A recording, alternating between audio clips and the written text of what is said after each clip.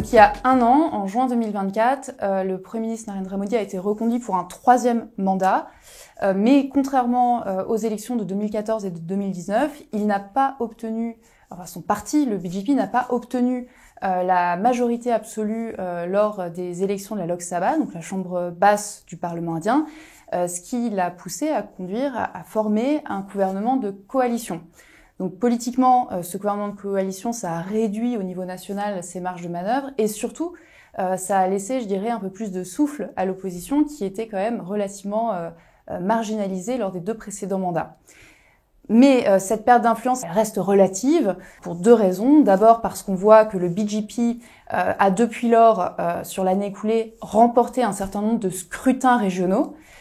Or, en Inde, vous avez donc une république fédérale et les scrutins régionaux sont importants puisqu'ils permettent d'élire les assemblées législatives et donc les gouvernements des 28 États que comprend l'État indien. Et donc le BJP a remporté des élections dans le Maharashtra, qui est un État important, notamment sur le plan économique, et puis à Delhi, donc la capitale administrative de l'Inde.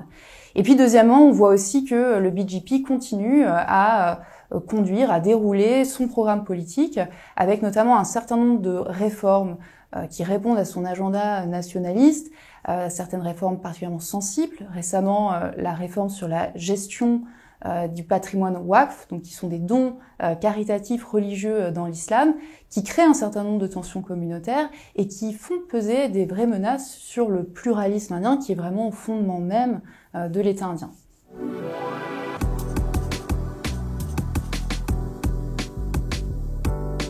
Alors 2047, en effet, c'est une date hautement symbolique pour l'Inde, puisqu'il s'agira du centenaire de son indépendance, et effectivement, elle a pour ambition, à cette date, de devenir une économie développée.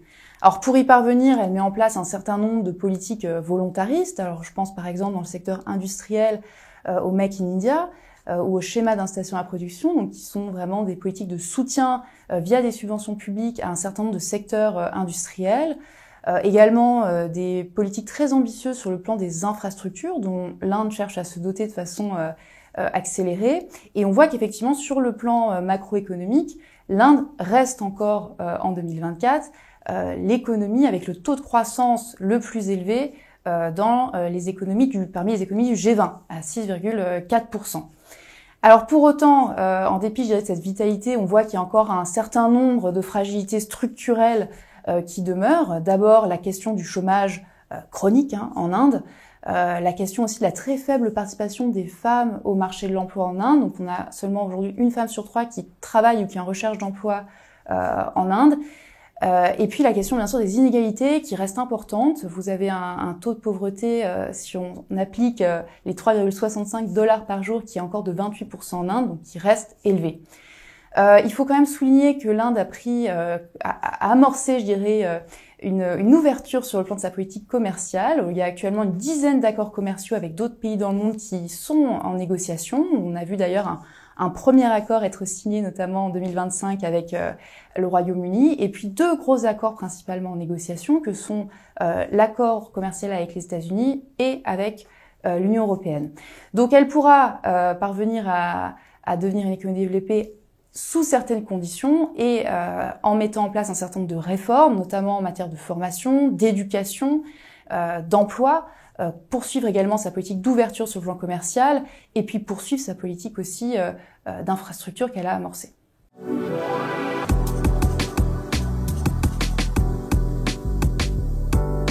Alors la politique de multi-alignement, elle n'est pas nouvelle en Inde, donc c'est un héritage du non-alignement post-indépendance de l'Inde, mais c'est vrai qu'elle s'est intensifiée, notamment sous les précédents mandats de Narendra Modi. Alors il ne s'agit pas, comme à l'époque, je dirais, de maintenir le pays à équidistance de 2 blocs, mais vraiment d'aller diversifier ses partenariats au gré, je dirais, de ses intérêts propres, et tout cela dans une véritable logique d'autonomie stratégique. Et donc on voit que sur l'année écoulée, encore une fois, cette politique a été conduite et s'est même accélérée. On a eu 17 visites officielles de Narendra Modi dans des géographies très diverses, pas uniquement d'ailleurs des géographies prioritaires pour l'Inde, en Asie du Sud-Est, en Amérique latine, en Afrique, au Moyen-Orient, en Europe également. On observe aujourd'hui un rapprochement entre l'Inde et l'Union européenne. Les commissaires européens se sont rendus début 2025 à Delhi et il est prévu de conclure un accord commercial d'ici la fin de l'année. L'Inde renforce par ailleurs, dans le cadre de cette politique, aussi ses partenariats avec, je dirais, ses partenaires traditionnels. Alors avec la Russie d'abord, une intensification notamment des relations sur le plan énergétique, puisque la Russie est devenue le premier partenaire énergétique de l'Inde, c'est-à-dire que l'Inde est aujourd'hui le premier client de la Russie pour son pétrole.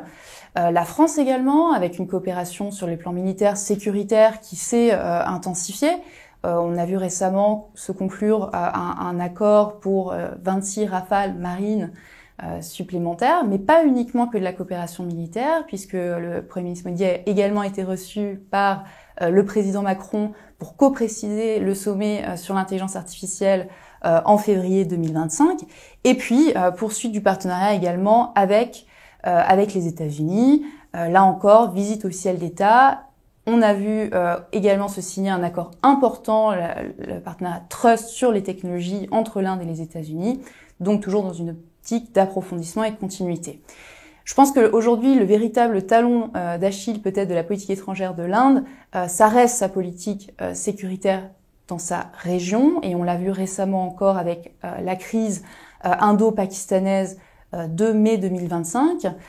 Et puis, rappelons également qu'il y a régulièrement des tensions avec la Chine sur la délimitation de ses frontières au niveau de l'Himalaya.